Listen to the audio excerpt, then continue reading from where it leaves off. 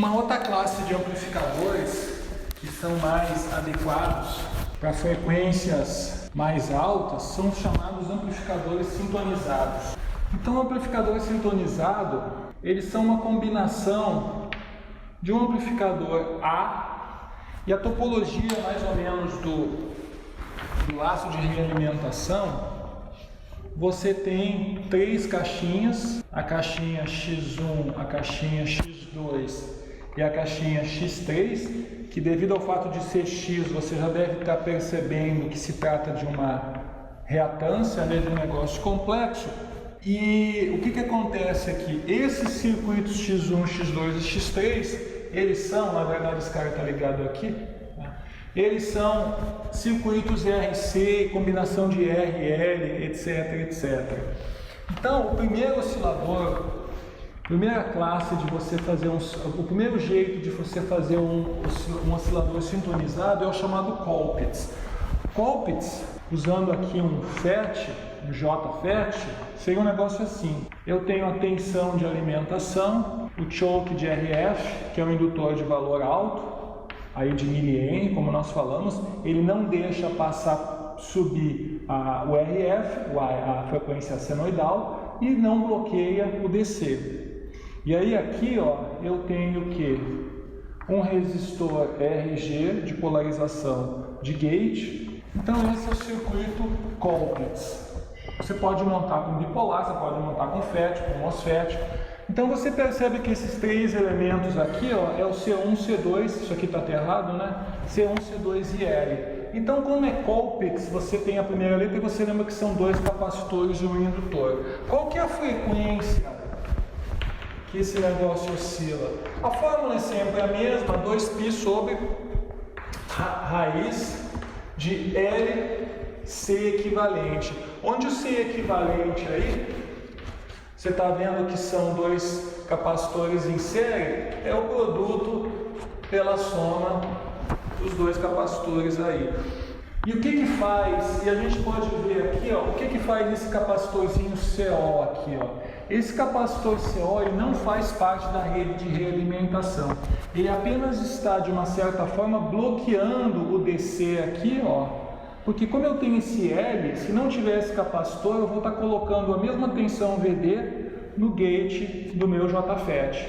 Então esse capacitor CO tem que ser um valor aí que seja um curto para o sinal de RF, para o sinal de frequência senoidal que você está fazendo oscilar, e bloqueie, né, esse sinal de chegar, o sinal DC de chegar aqui. Certo? Esse é o sinal, esse é o amplificador Colpitts. O amplificador Colpitts, você pode analisar ele melhor da seguinte forma. Você pode desenhar o amplificador Colpitts, agora aqui eu usei um bipolar, você vê, né? Aqui, do jeito que está desenhado, isso aqui provavelmente ia dar bobagem. Por quê? Porque o potencial DC que aparece aqui, ele ia se transferir por essa bobina e ia aparecer aqui na base. Então, provavelmente, no mundo real, você teria que colocar um capacitorzinho aqui, né, pequenininho, para não incomodar. Uma reatância pequenininha para não incomodar, para bloquear esse sinal DC. Mas se você for olhar essa estrutura aqui, analisando essa estrutura, o que a gente pode escrever? A gente tem o Eout aqui, em cima do capacitor C1, e a gente tem aqui um divisor de tensão, L e C2. E aqui, é o nosso E-in. Então, entre o L e o C2, entre o L e o C2, nós temos o nosso E-in, e entre o C1 e o ground, aqui, nós temos o nosso E-out. Certo? A gente tem esse negócio aqui. Se você for escrever E-in por E-out, lembrando, por que é E-in por E-out? Porque aqui a gente está falando de uma realimentação. Na realimentação é o contrário, né?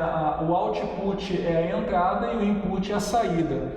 Se você for escrever a saída pela entrada aqui, a entrada pela saída, desculpa, você vai ver que isso aqui é 1 sobre J ômega C2, que é esse cara aqui, dividido por 1 sobre J ômega C2 mais J ômega L, ou seja, esse divisor de tensão. É simplesmente esse divisor de tensão aqui. E isso aqui vai dar, a gente chama isso de equação 1, né? A relação entre a saída e a entrada. A gente também tem que na oscilação, ou seja, quando esse negócio está oscilando, a gente tem a seguinte condição: essas reatâncias são iguais, ou seja, 1 sobre J ômega 0, ômega 0 é onde oscila, né? 1 sobre J ômega 0 C1, mais 1 sobre J ômega 0 C2, mais J ômega 0 L é igual a 0. Ou seja, a soma das reatâncias aí tem que ser 0, para que esse negócio oscile. Você fazendo essa continha, você vai chegar nessa expressão aqui, ó. Isso vai dar isso aqui, ó. Essa condição vai dar isso aqui. Bom, ou seja, daqui você tira que a frequência de oscilação O é 1 sobre 2π raiz de L ser equivalente, como nós vimos anteriormente. Você vê de onde saem, essas fórmulas não são nada diferente do que a gente já viu, só aplicando essas duas condições. A condição 1 é a condição 1 é o divisor de tensão, a condição 2, a soma das reatâncias é 0. E finalmente, isso aqui é 1 e isso aqui é 2, ó. Essa expressão aqui é 2. Essa expressão aqui 2. Substituindo 1 e 2, você finalmente vai ter que E por E out, falta ainda o ganho, né? Tem que ser o quê? B ômega, beta ômega, que é menos C1 sobre C2. O que significa isso? Que para o nosso circuito oscilar, esse amplificador aqui, como a gente está vendo, ó, ele é um emissor comum, o sinal entra na base e sai no coletor. O ganho dele, que é menos RC sobre RE, aproximadamente é isso, ele tem que ser maior ou igual, né? Aliás, tem que ser maior do que C1 sobre C2.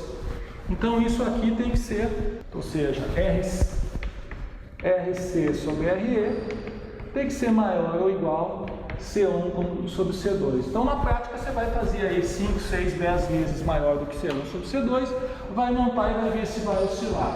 Se não oscilar, aumenta o ganho. E se oscilar e ficar uma onda meio quadrada, você tem que diminuir o ganho. Então esse é o oscilador Colpitts. O outro oscilador sintonizado é o chamado Hartley.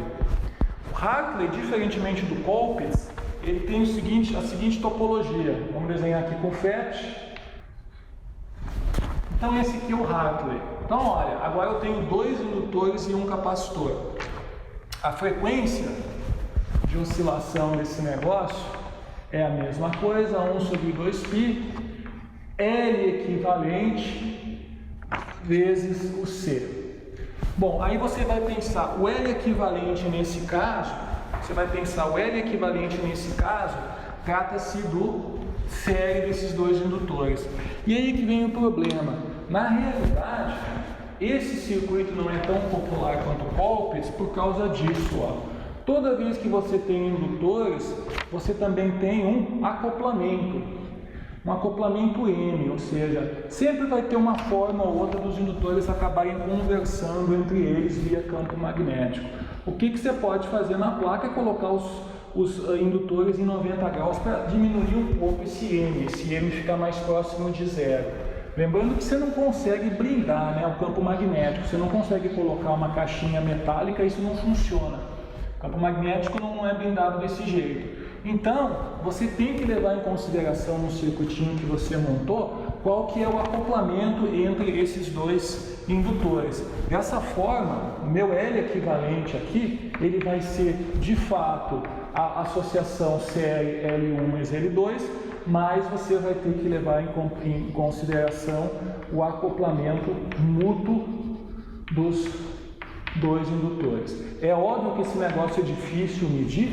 O que você faz na prática é colocar mais ou menos os indutores aí e ver, estimar aí a frequência, se não é o que você quer, e você faz um tuning aí, uma sintonia mexendo no C. Então por isso que esse Hartley, né, ó, tem um L aqui e aparece indutor. Colpitts começa com C, são 2 capacitores. Hartley não tem C e tem L, são 2 indutores.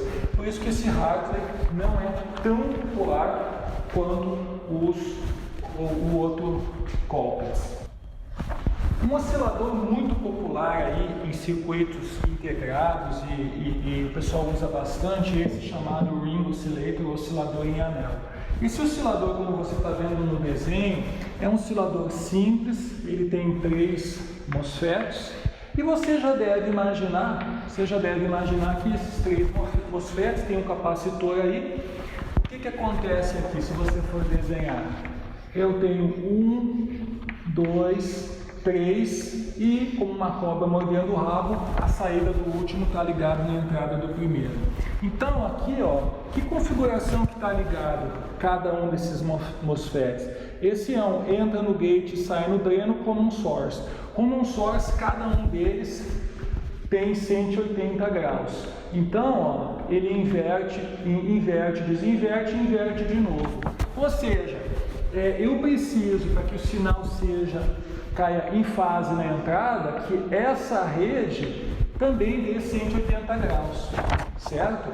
Porque aqui eu tenho menos 1 com menos 1, 1, menos 1, vai ficar isso aqui tudo dá 180. Se eu inverter de novo aqui, o sinalzinho que aparecia aqui vai vir em fase aqui, né? E aí eu vou ter o efeito da oscilação. Então, quem é que faz essa defasagem de 180 graus? É a própria rede, o próprio conjunto com esse RDCD. Ou seja, se você for desenhar uma célula, um transistor, você vai ter um negócio assim, ó. Aqui é o VGS, o MOSFET, aqui é o Rzinho D, o Rzinho D, né, que a gente geralmente desconsidera por ser muito alto, e aqui você tem o seu RD e finalmente aqui o seu 1 sobre J ômega CD. Então, ó, desconsiderando esse cara aqui, que ele geralmente é muito alto, 50K, 20K, e o Rzão D é 2K, o que acontece aqui? Essa impedância, olhando para cá, ó, vai ser o que? O RD em paralelo com o J ômega CD. Fazendo as continhas, que é o produto pela soma, isso vai dar RD 1 mais RD J ômega CD. Qual que é a fase desse negócio agora? Qual que é a fase disso? A fase disso vai ser arco tangente de RD, que é o numerador, menos o arco tangente do denominador. O denominador, o que é? A parte real sobre a parte imaginária sobre a parte real. Isso aqui então vai dar, isso aqui é zero, né? Porque arco tangente uma parte real está aqui, ó. A parte aqui está real, aqui é imaginário. Se ele é real, isso aqui é zero. Então vai ficar zero menos arco tangente. Qual que é a parte imaginária aqui? A parte imaginária é RDCD. RDCD ômega. E qual que é a parte real? É 1. Então dividido por 1. Então esse negócio, a fase imposta por uma célula, devido à presença do capacitor, vai ser menos arco tangente de RDCDW. O que você faz com isso? O que você faz com isso é o seguinte: você precisa que cada célula dê 60 graus para que 3 vezes 6 dê 18, dê os 180 graus. Então você vai colocar, ó, 60 graus é igual a arco tangente de RDCDW, para esse negócio oscilar. Passa arco tangente para cá, vai ficar tangente de 60, que é raiz de 3, eu vou ficar com a frequência de oscilação igual raiz de 3, 2π RDCD. Isso é a sua frequência de oscilação.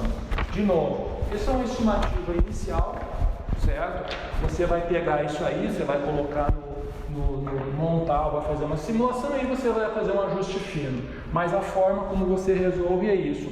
Cada célula, cada célula, devido ao capacitor, coloca 60 graus, 60, 60, 60, 180, 180, 180, 180, vai dar daqui para cá. Aqui eu tenho uma senoide assim, a senoide chega aqui, né? a senoide dá a volta, na verdade o fio é um só, a senoide dá a volta e soma. Bom, nós vamos falar um pouquinho então de um outro tipo de oscilador. Esse é um oscilador muito usado, muito interessante, que é o oscilador com realimentação positiva. Só relembrando aqui, se você faz a realimentação positiva no amplificador operacional, o amplificador na realidade se comporta como um comparador. Ele é um comparador. Esse nó aqui, ó, se você for desenhar, ele está assim, né? Aqui é o EO. Aqui é o R2 e esse aqui é o R1 e esse ponto aqui é a entrada, né? É a entrada que você compara com o EI. Então esse nó é aquele lá. Então como se trata de uma realimentação positiva, o EO só tem duas alternativas: ou ele é VCC ou ele é VE, né? Ele só pode ter esses dois valores aqui. Ou ele vai para mais 12 ou para menos 12, ou mais 15 ou menos 15. Então aqui vai ser ou VCC R1 mais R2, ou VEE negativo R1 mais R2. Então como é que você faz a curva de histerese? EI versus EO. Se você supor um sinal aqui de menos 1 milhão de volts, um sinal muito alto, esse sinal é tão alto e negativo que naturalmente esse sinal aqui, se for 0, 0,1, vai ser maior. Então, quando o sinal é muito negativo, ou seja, eu estou aqui, quando o sinal é muito negativo, o que vai acontecer? Eu estou com o sinal positivo. Eu estou com o sinal positivo. E quando que eu vou trocar? Eu vou trocar nessa posição aqui, ó, quando eu tiver BCC R1 mais R2. Da mesma forma, se agora em vez de ser menos 1 milhão de volts, eu colocar mais 1 milhão de volts, esse potencial é mais alto que esse, logo a saída vai para menos VE. Quando que vai trocar? Ele vai trocar quando eu chegar, né, menos VE R1 por R2. Bom, isso aí já é conhecido, é o amplificador com realimentação positiva, o Schmitt-Trigger. Como que você usaria isso no oscilador? Você vai fazer isso aqui. Você vai colocar um integrador antes do seu Schmitt-Trigger. Você vai fazer uma coisa assim. Você vai fazer isso. Então, você percebe o quê? Que quando eu tiver, por exemplo, menos VE aqui, ó, de novo, essa saída pode ser só dois valores, ou mais 15 ou menos 15, ou mais 12 ou menos 12, ou VCC ou menos VE. Se eu tiver aqui menos 15, esse menos 15 vai carregar o capacitor desse jeitinho aí, ó.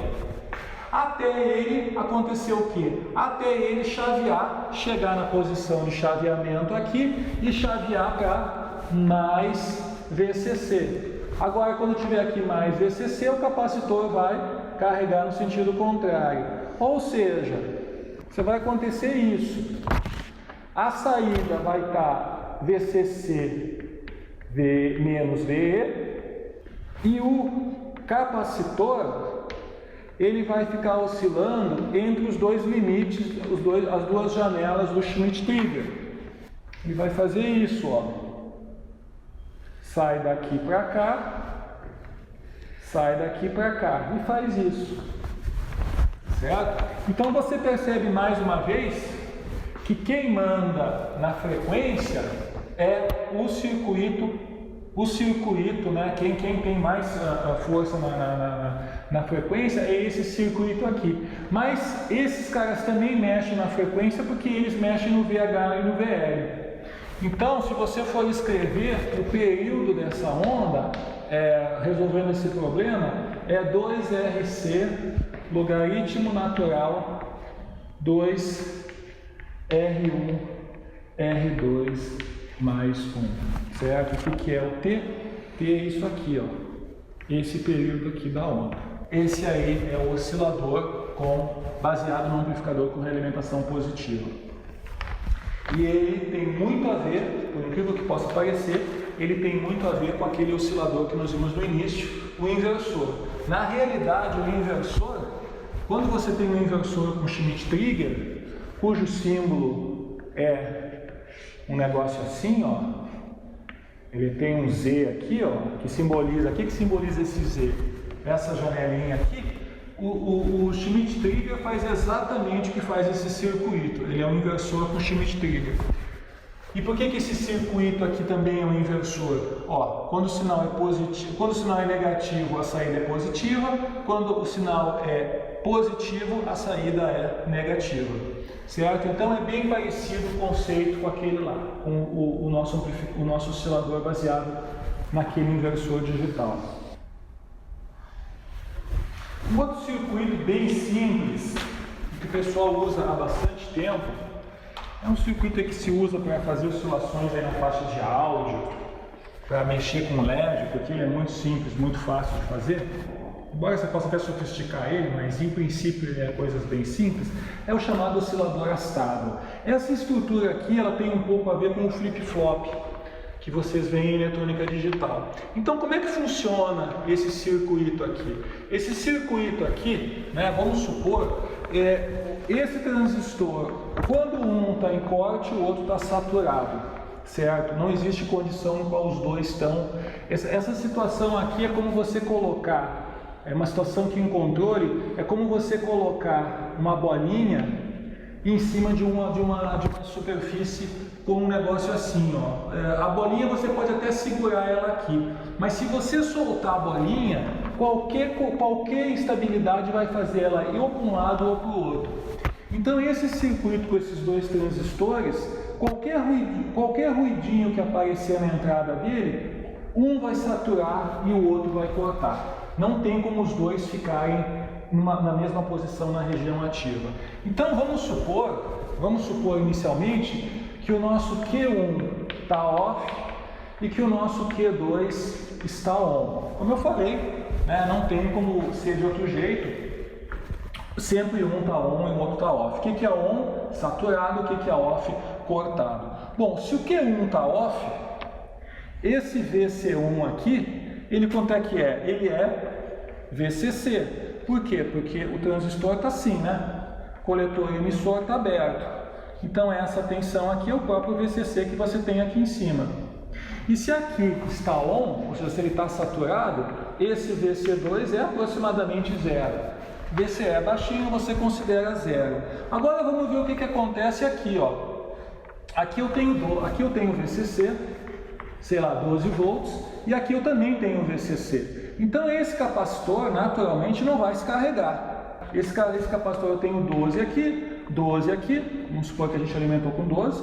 Como é que ele vai carregar? E 12 aqui também, né? Porque ele não circula a corrente. Então C1 não carrega, porque está com potencial 12 nas duas perninhas. Agora esse aqui carrega, ó. Esse aqui carrega. Esse aqui, ó, ele vai fazer isso aqui para carregar. Ele vai se carregar pelo RB2. E percebe que ele vai se carregar pelo RB2, ó. Vou fazer aqui, ó. Ele vai fazer isso.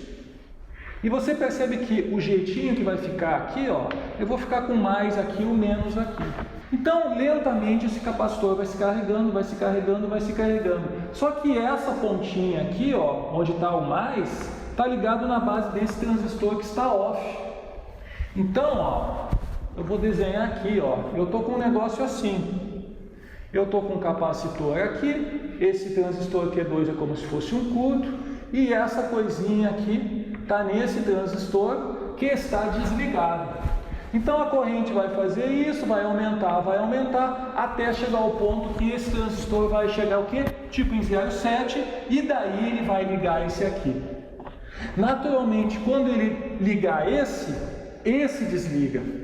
Esse desliga, e aí vai acontecer o contrário. Agora esse vai fazer isso, esse vai carregar até inverter de novo. Então eles vão ficar fazendo esse processo de on-off, off-on, on-off, off-on. Então, se você fizer as continhas, a forma de onda mais ou menos que nós vamos ter aí vai ser um negócio assim, ó.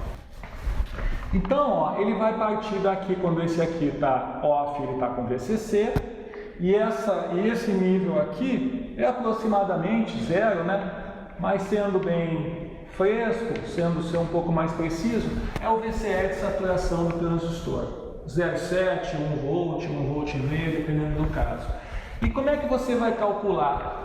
E esse aqui é o período que ele leva para carregar devido ao capacitor, né? Esse redondinho aí. Essa é a carga do capacitor, faz esse negocinho aqui ser redondinho. Tem até jeitos de você mexer, né? Para você tirar isso aí, se você quiser. Esse período aqui chamamos de T1 e esse período aqui nós chamamos de T2 e você pode escrevê-los assim, ó. É óbvio que se você quiser Duty Cycle de 50%, se para os dois, para o on e o off serem iguais, você tem que fazer o RB1 ser igual ao RB2 e você tem que fazer o C1 ser igual ao C2 e isso vai te dar um período total aí, para Duty Cycle de 50, 1,4 RDC. Certo? Então esse é um amplificador bem simples, é um oscilador bem simples que você consegue fazer, né, usando dois transistores que ficam chaveando. Bom, se você quiser uma opção aí de chip pronto que você compra para fazer o oscilador, você vai ver aí em 200 sites e livros, etc. O pessoal falando muito, inclusive livros eletrônicos, os caras geralmente falam desse 555. O 555 é um chip aí, deve custar R$1, um chip baratinho. Foi feito na década de 70, então tem livros inteiros escritos sobre ele. Ele é um chip que funciona aí até, se não me engano, 500 kHz, 200 kHz. Você consegue ter ondas aí, sinais aí, ondas quadradas, de uma forma bem simples. Dois resistores, um capacitor você consegue. Ele tem alguns macetes aí para você conseguir o Duty Cycle 50%, não é tão simples, mas você faz aí um oscilador de áudio, algum equipamento, o que se chama de monoestável, né? Que não é bem um oscilador, ou seja, você quer que uma luz fique acesa por 1 segundo depois que alguém apertou um botão, por exemplo. Isso chama-se monoestável, né? Depois ele volta para zero. O 555 você faz aí tranquilamente. Um passo acima do 555 é o chamado Intersil 8038. Esse já é um circuito gerador de funções. Ele já é senoide, ele já é onda quadrada, é um negócio um pouquinho mais sofisticado, mas também, né, já foi suplantado, nem sei se ainda se encontra no mercado. Hoje, o mais usual é esse XR2203. Esse também é um chip gerador de funções. Você vai aí até uma estabilidade boa e você consegue aí, pagando um pouquinho mais, também não é muito caro, você consegue fazer um oscilador, um oscilador controlado de uma forma bem mais estável. Mas de qualquer forma, quando você precisa de sinais na ordem de megahertz ou frequência mais alta, aí você tem que partir para aqueles osciladores Colpitts ou Hartley.